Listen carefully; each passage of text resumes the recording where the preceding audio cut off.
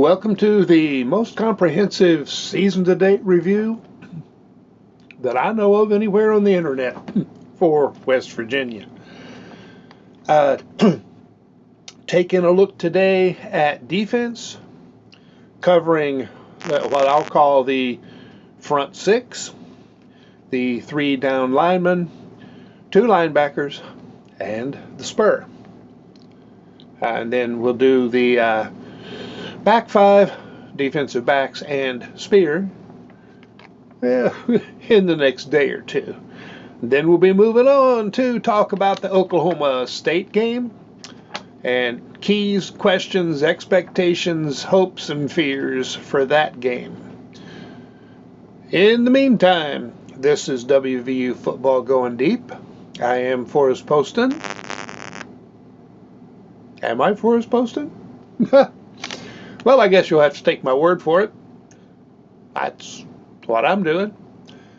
And please subscribe, share, make comments, click the thumbs up button, click that notification bell, and tell your friends. Defense. Well, now the problems on defense have been noticed.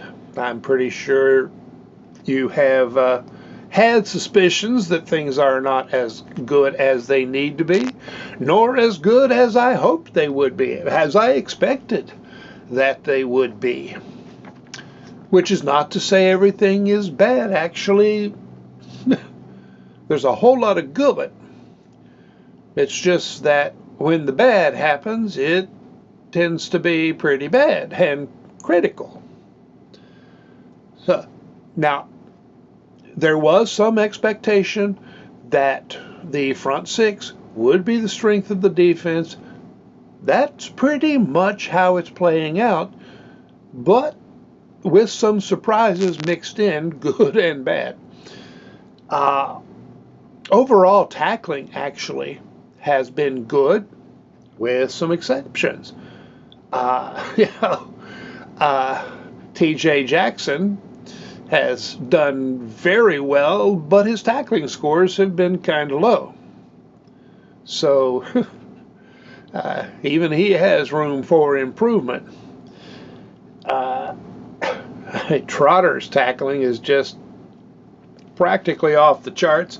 And I should say once again, I am using the grades from PFF.com. They are, of course, like all the other grades, imperfect, shall we say. So we work with what we have, along with, what we see ourselves. And I do the same thing. I try to do it with a measure of accuracy and objectivity. Some may say I do it with a measure of Kool-Aid, but I can't take that much sugar, so. Also along the line, Fatorma Mulba has been average, slightly above average, and something to keep in mind, a PFF score of 60 is considered average.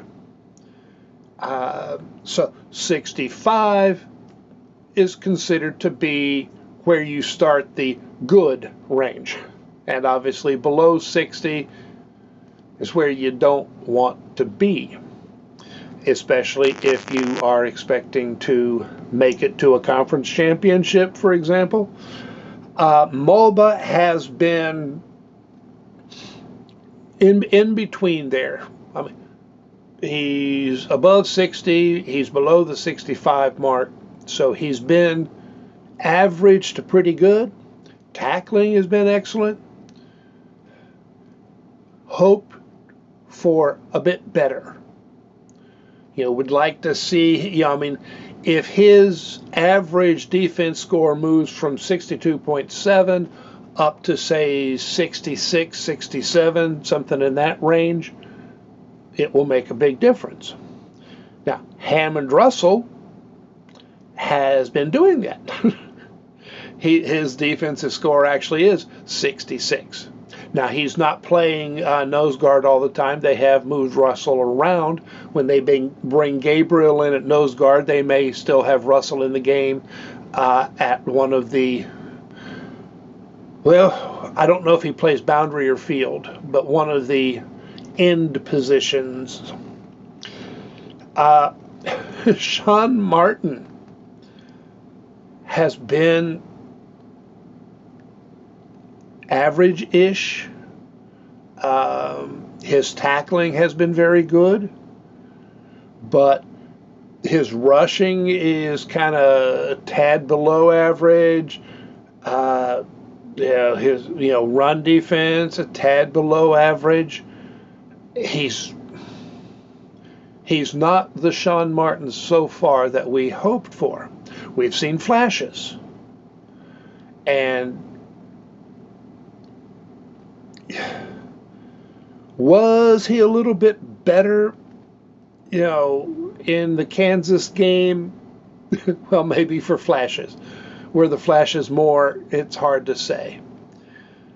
But it's actually, a number of the expected stars, guys that had enough, history to say that they would be really good this year, haven't been.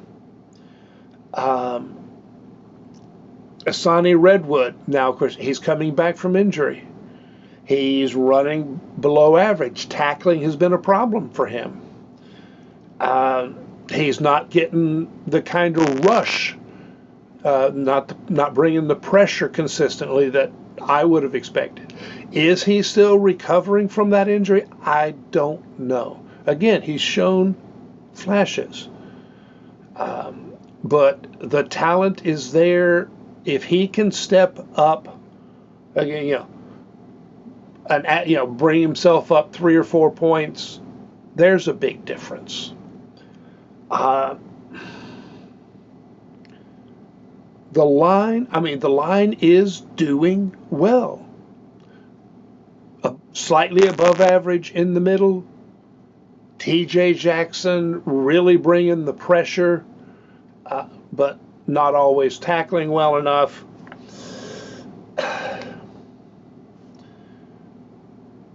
It's not as consistent overall as it needs to be. That's a bit of a surprise. Now I know they do a lot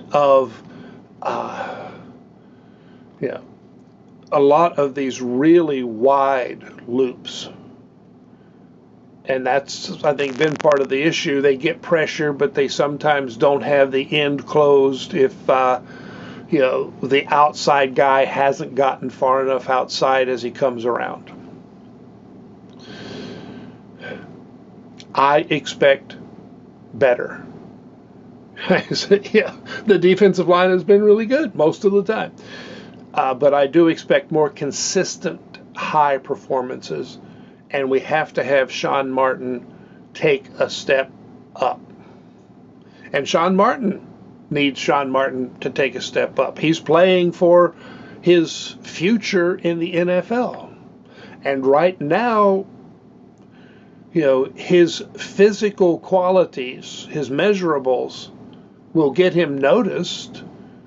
But, if he plays at this level, he ends up as a free agent instead of getting, first or second round draft pick, which was kind of where he was expected to move to, at least a mid-range draft pick. Linebackers, Carrico has been, a very good pickup. No two ways about it. And he is the best cover linebacker we have had so far. And he was out with an injury for the Kansas game, and they were trying to put more coverage responsibility on the linebackers. So the timing there wasn't great, but he's the highest graded player on the defense. That's, you know, that's what we got in that pickup.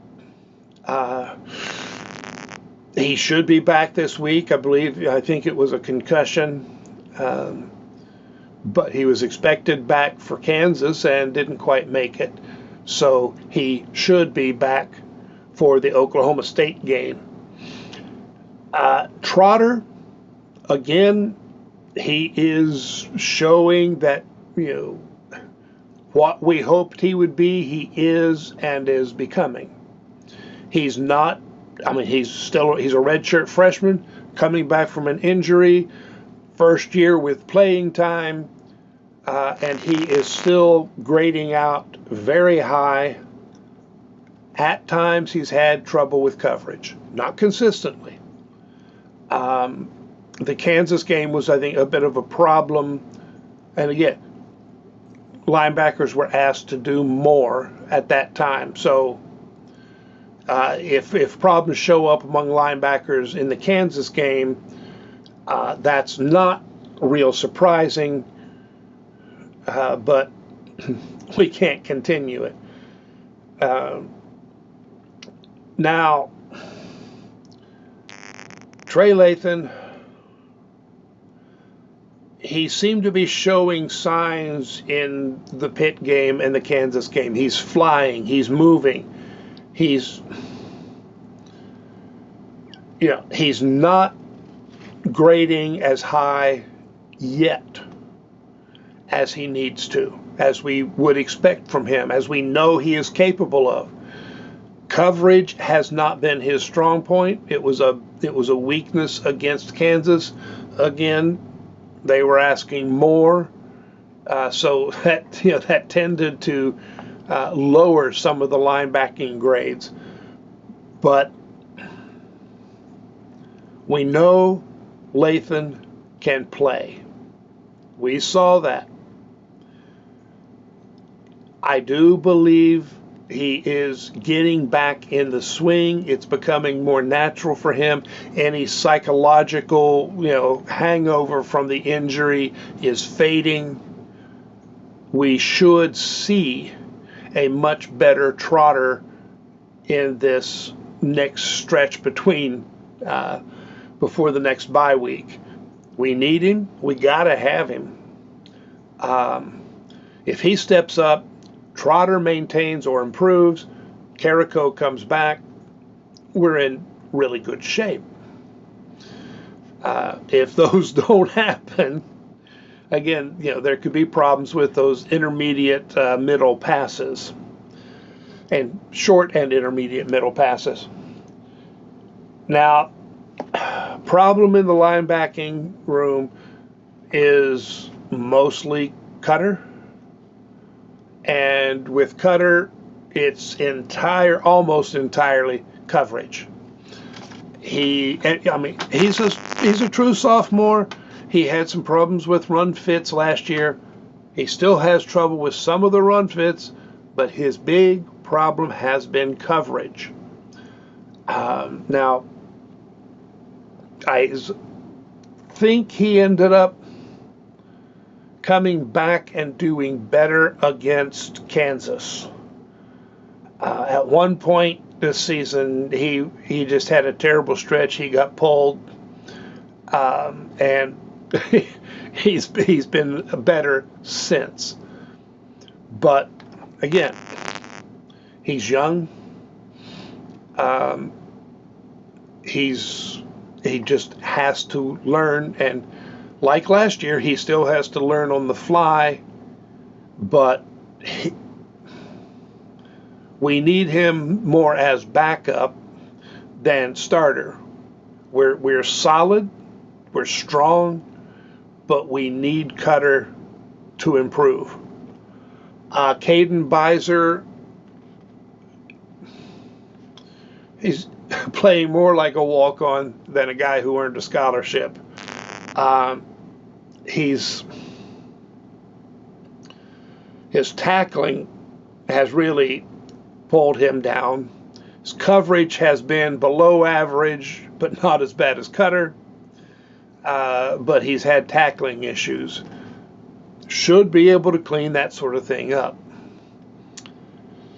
Now, the highlight of the front six, that's the Spur, formerly known as Bandit. And it has not been a bright spot in the past. Bradley and French are both grading out very high. Bradley has graded higher each game. He's getting better as he goes. Now, his coverage is average. And really for Spur, if you can have average coverage, you're fine, as long as you are getting pressure. He's had some issues with tackling, but actually, game to game, where his low score has been, has moved around. Is it in the run? Is it in the pass? Is it specifically tackling? It's a little bit different each game. So I ain't going to say I know what that means. But his overall scores, in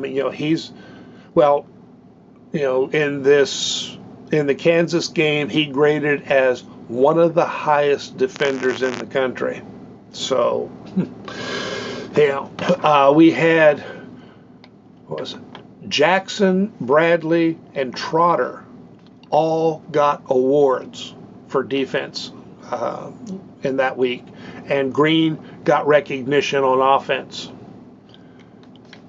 You do those sorts of things, good things usually happen, as long as you don't have somebody else who's playing as badly as your top players are playing well. Brown has said, you don't want your low to be too low. The thing with French, he had a bad game against Penn State. He had a pretty bad game. That's his first game at P4 level. He'd played P4 opponents, but to play Penn State, this was new for him. Since then, he actually has played above average in every grading category. Not without mistakes. He got, I guess best can describe it, he got beaten on the last reverse against Kansas. He got caught up inside. He did not maintain the edge.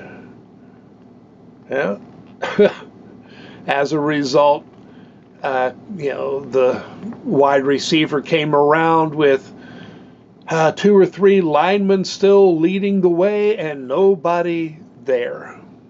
So he does make some mistakes, but overall grading very well. Now, I will say that he's graded well on pass rush, but not as well as we would have actually hoped.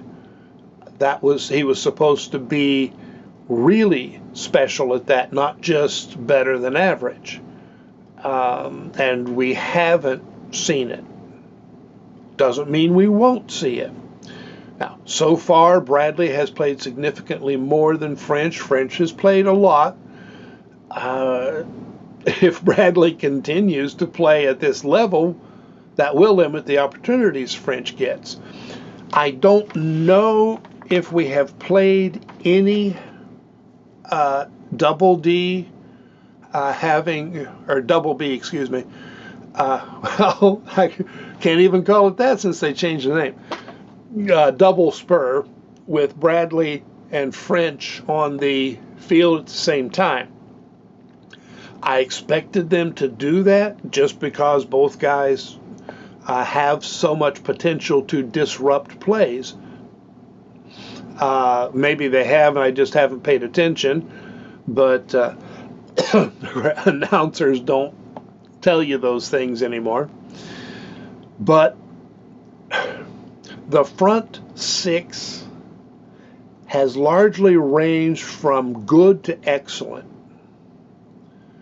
There have been enough downs, whether that's a guy like Martin only being average, or some of the guys having trouble with coverage, that creates some opportunities for offenses. And we've seen the results. Most of the guys who are having issues, we know can do better. Sean Martin can play better. Trey Lathan can play better. And if we get those things to happen, and Carrico was out. If he returns, we get better. So a lot of the cracks in the front six, they're not big cracks, but there have been cracks. It is easy to see how those can be sealed, and it's reasonable, I think, to expect that they largely will be sealed. They won't be perfect, but I think the front six will be better in coming games than they were in previous games, and that will make them extremely good. Next time we are going to talk about the back five. And hey, there actually are some good things to talk about. But the video is going to be more about bad things because there have been more bad things. I'll get to that next day or so. I've already looked at some of the numbers, have some ideas, and I may still do another video on Garrett Green. I already did the Green scene season to date, but I keep hearing, let Green be Green. Green needs to get back to who he was. And there are some real serious problems with saying those things. And I think maybe I will give in to the urge to talk about it some more. I do hope some of you out there will give in to the urge to watch and or listen. In the meantime, there are many things that I should be doing, and I'm going to get off here and probably not do many of them. So long.